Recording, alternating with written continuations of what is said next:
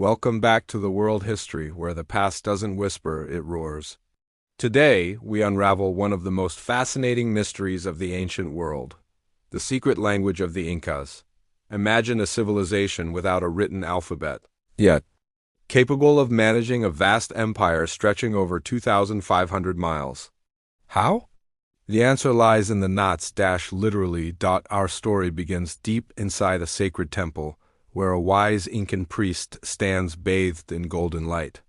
In his hands, an intricate quipu, a series of colored, knotted strings, dangles with quiet authority. It may look like simple rope, but this is no ordinary artifact. It's a library, a ledger, a message encoded in fiber and tradition. Zoom in, and you'll see the close-up, threads dyed in vivid hues of red, blue, yellow, and green.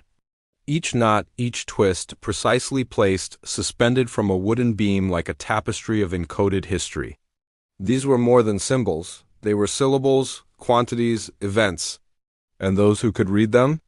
The Quipu Incan scholars. Trained to read this language of knots.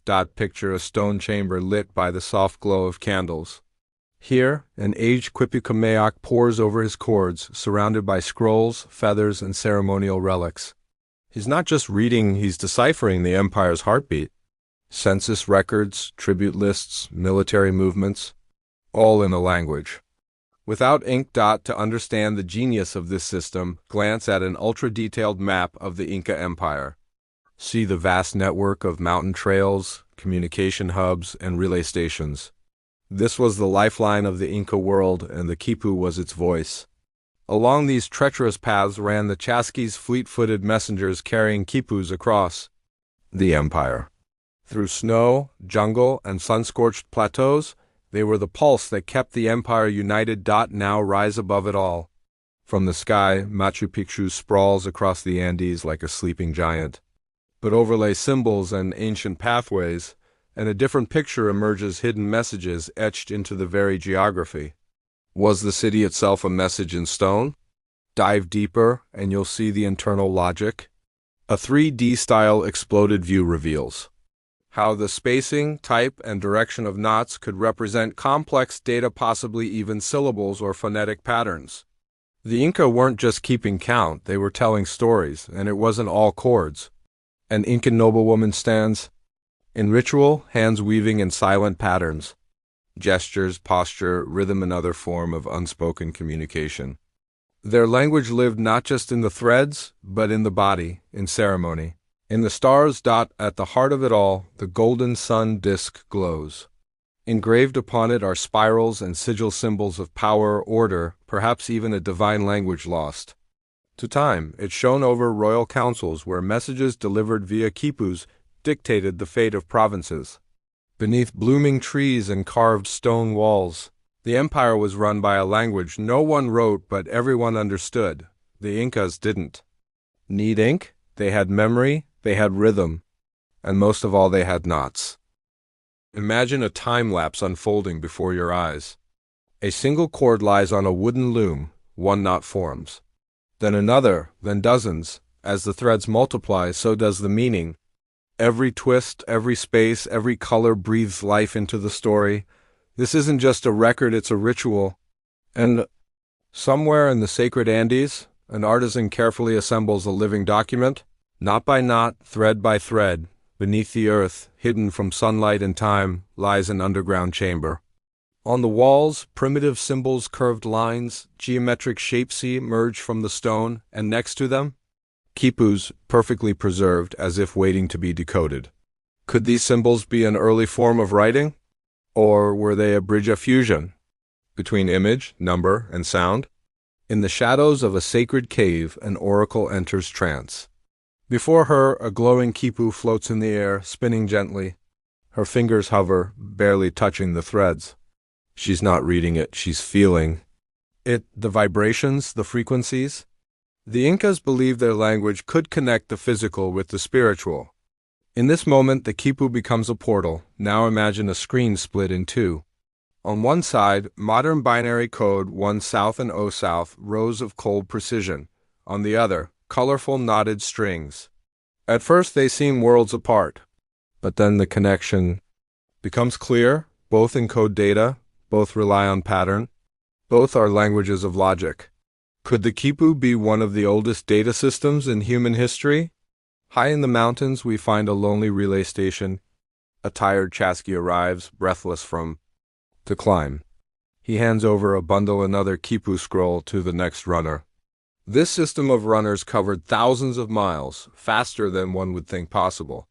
Through this relay, knowledge moved like electricity across the empire. In a modern twist of fate, a stone tablet covered in Incan glyphs flickers to life. A futuristic augmented reality overlay begins to decode. Its symbols light up, quipus materialize as holograms. The old and new collide, reminding us that the past is never really gone, just hidden, waiting to be understood. Night falls. Around a fire, priests chant in rhythmic unison. In the flames, a symbolic quipu burns not as destruction, but as transformation. The smoke rises like a message to the heavens. This is sacred code, ascending beyond the realm of words. In the open air, Incan astronomers track the stars, charts unfurl. Quipus are consulted. Patterns in the sky match those in the chords. 2. The Inca, the cosmos itself, was a code and their quipus, a way to read it. Now step inside a reconstructed Incan library walls lined with hanging quipus like scrolls of soft fiber. Each one holds a piece of the empire's memory, a testament to their knowledge, their science, their soul. And at the pinnacle of power, Emperor Pachacati stands, holding a golden quipu that pulses with light, his eyes close. A cosmic vision engulfs him. Through this glowing cord, he doesn't just rule an empire, he understands it. In a quiet Andean village, morning sunlight filters through the mist. A child sits cross-legged, watching an elder slowly untangle the mysteries of a quipu. The elder's hands move with purpose, guiding the next generation through colors, knots, and rhythm. It's more than education, it's inheritance. The quipu isn't dead. It's alive, passed down from breath to breath, hand to hand. Just beyond the village, a stone monolith juts out from the earth, ancient and silent. Spiral patterns carved into its face hint at something deeper. They resemble early phonetic symbols, like whispers of an alphabet that never fully formed. Could this be the missing link between oral tradition and written script? In the dense jungle, a modern archaeologist uncovers something breathtaking, a newly discovered quipu, perfectly preserved within the ruins of a forgotten temple. As dust lifts into sunlight, we're reminded that much of the Incan story still lies beneath our feet, waiting to be revealed. Now visualize a side-by-side timeline on one side, early knot systems used by ancient Peruvians. On the other, sleek lines of digital code. The knots and chords begin to morph into binary patterns, showing the startling continuity of human ingenuity. We've always sought ways to store meaning. Our tools evolve, but the desire is timeless, high above the clouds. An Incan goddess stands in a vision. From her hands flow strands of glowing quipus, stretching from constellations down to the Andes below. This is the divine connection, information, identity, and spirit bound together in sacred threads. Zoom in to a highly detailed infographic. One knot may represent 5 llamas, another tribute paid, and yet another solar eclipse. You realize these weren't just numbers. These were stories, calendars, warnings, dreams. Every chord was a sentence, every knot a word. It was a full-blown syntax, just woven, not written. In nearby villages, people still honor the quipu. Local reenactments show farmers using them to track harvests or record trades. There's laughter, ritual, and memory, proof that history isn't confined to glass cases. It's a living echo, but sometimes history hides itself. Deep in the Andes, a secret room is discovered. From the ceiling hang hundreds of quipus like a forest of forgotten language. Each chord hums softly in the still air, a lost library begging to be read once more. Near this site, a golden llama statue glows in the sun. Look closely, and you'll find that its surface isn't smooth, it's etched with knot-like carvings, cryptic and precise. The quipu wasn't just a tool, it was an identity engraved in art, ritual, and memory. Finally, walk into a futuristic museum exhibit. Before you, interactive holographic quipus come to life. Touch a glowing knot, and its meaning appears: corn yield, solstice festival, royal decree. Suddenly the past speaks, and you realize the secret language of the Incas was never lost. It was simply waiting for us to listen.